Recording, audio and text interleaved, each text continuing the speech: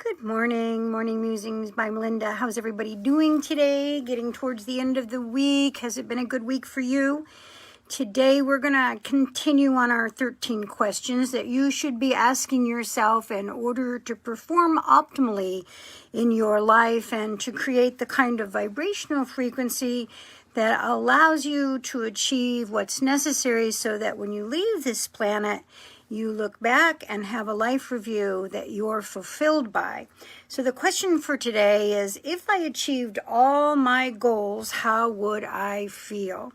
And hopefully you would feel like you wanted to create more goals, because really here on the earth plane, our whole purposefulness is in working towards goals, achieving them, working towards new goals, achieving them. It's always concerning to me when someone says to me, listen, I've achieved all my goals spiritually and I'm so spiritual that I don't have this, that, or the other thing that bothers me. And that's always a big danger zone, because the universe may have other things in mind for you if you get to be that cocky.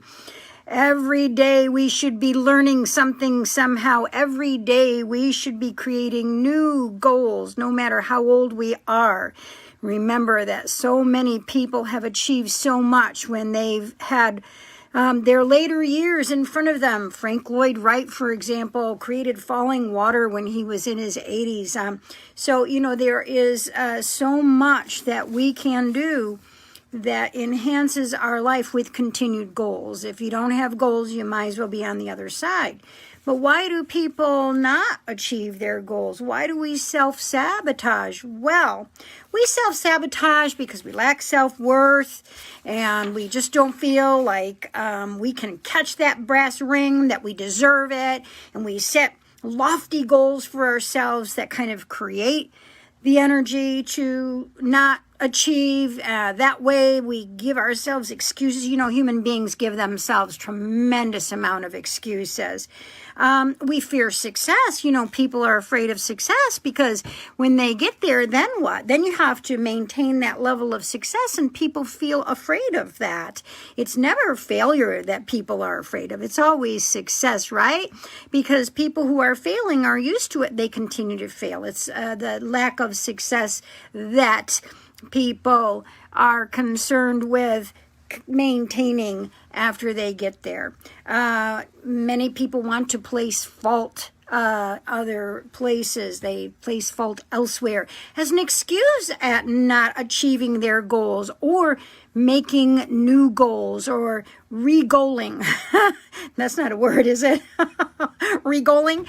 You know what I mean by reformatting certain goals. Perhaps that your goals have been moved off the chess board of your life, and you have to move a piece or two in order to reformat a goal in a different way. And that's okay too, right? But, don't blame. The blame game, the shame game is never a game that is a game that achieves anything for you or your soul.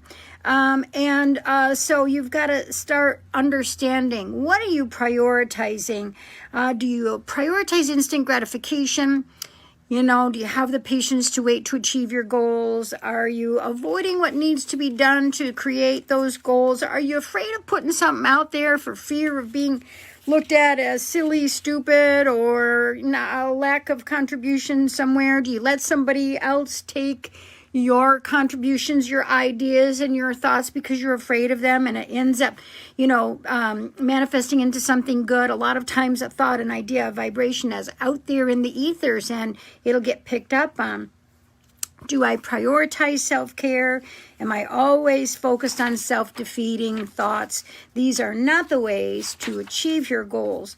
But the question to ask yourself is, what would you feel if you achieved all of your goals? Yeah, you might feel some self-satisfaction, but what else?